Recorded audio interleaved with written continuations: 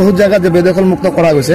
এই মধুপুর সত্র বহুদিনের পর এটা একটা বিতর্কিত হয়ে আছে যে 100 বিঘারও অধিক জায়গা আপনার 50 বিঘা আছে আগতে কলো যদি অসম ভূখণ্ডৰ যদি অন্তৰ্গত হলে তেতিয়াহ'লে মুখ্যমন্ত্ৰী হিমন্ত বিশ্ব শৰ্মা ডাঙৰে 24 ঘণ্টাৰ ভিতৰত খালাস কৰিলে 24 আৱাৰ্ছৰ ভিতৰত কিন্তু যেহেতু পৰি গ'ল যেহেতু এটা ডিমাৰ্কেটেড হৈ গ'ল যেহেতু পশ্চিমবংগ গতিকে তাতে আমাৰ ডিপ্ল'মেচিক আমি এক্সিকিউটিভৰ জৰিয়তে হওক বা পলিটিকেলি হওক বা আৰু জুডিচিয়েল যদি হৈ আছে যদি ছাবজুডিচ যদি হৈ থাকে তেতিয়া ছাবজুডিচ হৈ থাকিলে বহু বিষয় প্ৰধানমন্ত্ৰী মুখ্যমন্ত্ৰী কৰিব নোৱাৰে কিন্তু যদি অসমৰ ভূখণ্ডৰ অন্তৰ্গত হ'লে তেওঁ 24 ঘণ্টাৰ ভিতৰত এইখিনি ঠিক কৰিলেহেঁতেন এতিয়া আমি সকলোৱে মিলি যদি আলাপ আলোচনা কৰি পেলাই ন্যায়ালয়ৰ লগত আলোচনা কৰি ন্যায়ালয়ত আমাৰ ৰায় মানি পেলাই কাম কৰিব লাগিব কাৰণ কিয় আমি নিশ্চিত ৰূপত সকলোৰে আলোচনা কৰিলে পশ্চিমবংগ চৰকাৰৰ লগতো আমি আলোচনা কৰি পেলাই শান্তিপূৰ্ণভাৱে বিৰোধ মনেৰে নহয় আমি শান্তিপূৰ্ণভাৱে বন্ধুত্বৰ মনেৰে যদি আমি আলোচনা কৰোঁ নিশ্চিত ৰূপত কাৰণ মধুপুৰ সত্ৰ এইটো অকল অসম বা বেংগলৰ নহয় মধুপুৰটো হৈছে সমগ্ৰ ভাৰতবৰ্ষৰ এইটো সম্পদ কাৰণ কিয় যিহেতু মহাপুৰুষ যিহেতু শ্ৰীমন্ত শংকৰদেৱৰ মহাপ্ৰয়াণ আৰু যিগৰাকী ব্যক্তিক নেকি আজি যিগৰাকী 101টা কলাৰ অধিকাৰী অকলটো আধ্যাত্মিকভাৱে নহয় তেওঁ যিমানখিনি কলাৰ অধিকাৰী তেনেকুৱা কলাৰ অধিকাৰী ব্যক্তিটো আজিলৈ পৃথিৱীত জন্মগ্ৰহণ কৰা আৰু আগন্তুক দিনতো জন্মগ্ৰহণ কৰিব নোৱাৰে কাৰণ এতিয়া গুৰুজনাৰ স্মৃতি বিজড়িত এই মধুপুৰ সত্ৰ এতিয়া বৰ্তমানে পশ্চিমবংগত যিটো আছে তো এই গুৰুজনাৰ যিবোৰ কলা কৃষ্টি বা নৃত্য গীত এইবোৰ প্ৰচাৰৰ কাৰণে যাতে আমাৰ এই অঞ্চলৰ ৰাইজ আৰু আকৃষ্ট হয় তাৰ কাৰণে আমাৰ ইয়াতে এটা সাংস্কৃতিক সঞ্চালক ইয়াতে এটা কাৰ্যালয় আছে এই সাংস্কৃতিক সঞ্চালক কাৰ্য কিদৰে আমি কাৰ্যক্ষম কৰিব পাৰোঁ বা কিদৰে আৱাজ কৰে এইবোৰ কিবা চিন্তা কৰিছে নেকি চাওক এই বিষয়টো ডিপেণ্ড কৰে যে জাতি কাষৰীয়া যিসমূহ পৰিয়াল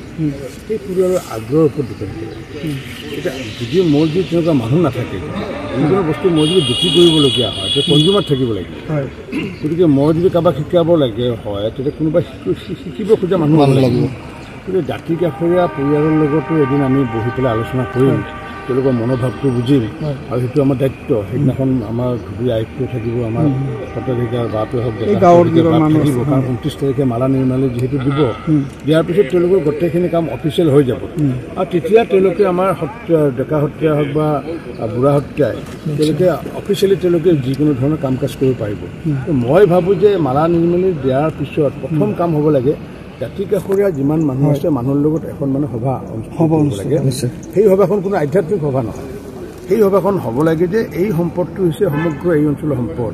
আৰু এই সম্পদটোক আগুৱাই নিয়াৰ ক্ষেত্ৰত জাতি কাষৰীয়া মানুহৰ বহুত দায়িত্ব আছে গতিকে সেইখিনি নিমন্ত্ৰণ দিয়া দায়িত্ব থাকিব আমাৰ বুঢ়া সত্ৰীয়া বা ডেকা সত্ৰীয়াৰ লগতে দুইখন জিলাৰ আয়ুক্ত আমি যদি মিলি পেলাই যদি এখন তেনেকুৱাকৈ সভা কৰিব পাৰোঁ মই ভাবোঁ সেইখন সকলোতকৈ মানে সৰ্বশ্ৰেষ্ঠ সভা হ'ব ভাবোঁ মত বিনিময় কৰি পেলাই কাৰণ তেনেকুৱাকৈ আমি প্লেনিং কৰিব লাগিব এনে ধৰক আমি ক'ৰবাত শিৱসাগৰৰ পৰা বৰপেটাৰ পৰা তেজপুৰৰ পৰা যোৰহাটৰ পৰা আহি পেলাই এদিন নাম ধাম গাই গ'লোঁ আৰু তাৰপিছত খবৰ নাই গতিকে আমি কৰিব লাগিব কি জাতি কাষৰীয়া মানুহৰ লগত মনৰ কথা পাতি পেলাই কিছুমানে হয়তো বেলেগ বেলেগ পন্থত বিশ্বাস কৰা মানুহ আছে আমি যদি সেইখিনি মানুহক যদি আমি গুৰুজনাৰ এশৰণ নাম ধৰ্মৰ কথা কওঁ তেতিয়াহ'লে তেওঁলোকে আগুৱাই নাহিব আমি যদি তেওঁ সৃষ্টি কৃষ্টি সন্দৰ্ভত যদি কওঁ আজি যেনেকুৱা আকৌ কোচবিহাৰ বিভিন্ন অঞ্চলত এই আপোনাৰ পশ্চিমবংগত এইখিনি অঞ্চলতে উত্তৰবংগত যেনেকুৱাকৈ শ্ৰীমদ কৃষ্ণেন্দু ব্ৰহ্মচাৰী মাণিকপুৰৰ যিটো আমাৰ গীতা সত্ৰ ভৱন সত্ৰ তাৰ যিগৰাকী ডেকা সত্ৰীয়া কপিল দাস বাগদামে কেইবাটাও সত্ৰ স্থাপন কৰিছে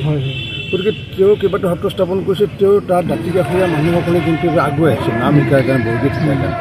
ইয়াৰো যদি তেনেকুৱা পৰিৱেশ আমি ৰচনা কৰিব লাগিব ইয়াতে সকলো দায়িত্ব থাকিব সংবাদ মাধ্যমৰ দায়িত্ব থাকিব আৰু এই অঞ্চলৰ যিসমূহ সংবাদ মাধ্যম আগন্তুক দিনত মই আহি পেলাই তেওঁলোকৰ লগতো এদিন আলাপ কৰিম